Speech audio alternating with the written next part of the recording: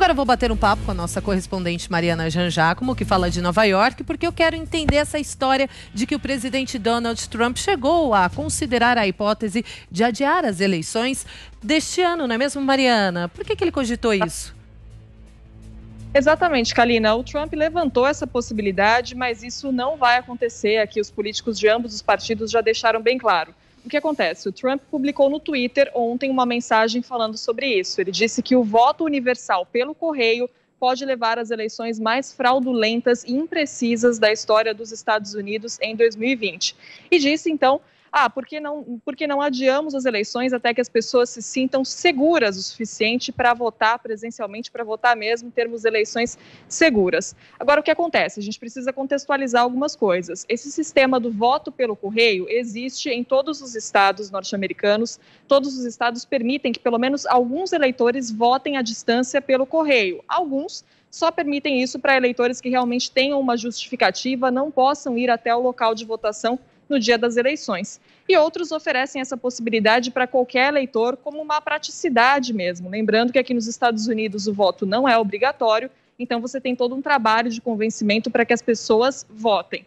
Agora, o presidente dos Estados Unidos não tem autoridade para mudar a data das eleições. Ele precisaria da autorização do Congresso, e isso não vai acontecer.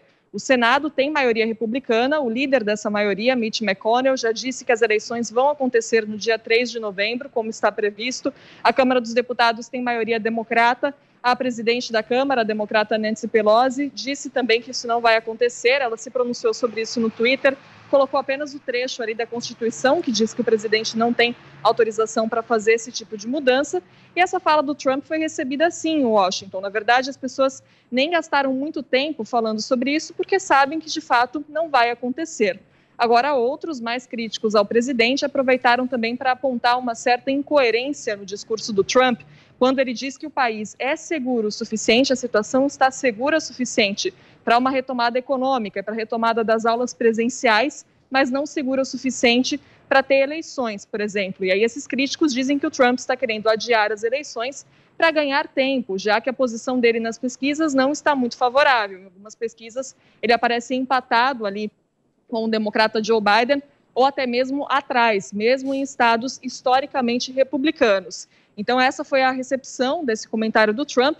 E quanto à questão das fraudes eleitorais, o que os cientistas políticos dizem aqui nos Estados Unidos é que sim, a chance de ter fraudes é maior no voto à distância do que no voto presencial, porque você não está vendo como é que o eleitor está votando, se ele está sendo coagido por alguém, tem também todo o caminho do voto desse eleitor até, pelo correio, até a central onde esses votos são contados, pode ter interceptação. Então, os cientistas políticos dizem que sim, esse risco de fraude existe, já existiram fraudes por aqui, mas estatisticamente as chances são pequenas. Então, apoiadores do presidente dizem, inclusive, que em vez de tentar atacar esse sistema do voto à distância, que é um sistema que cresce aqui nos Estados Unidos mesmo antes da pandemia, e agora deve crescer ainda mais, já que as pessoas não se sentem seguras para ir ao local de votação, ele deveria incentivar, na verdade, que o eleitorado dele pedisse esses votos para ter mais chances nas eleições, para ter uma base maior de votação. Kalina. Bom, e falando em pandemia, como que está a situação da Covid-19 aí nos Estados Unidos?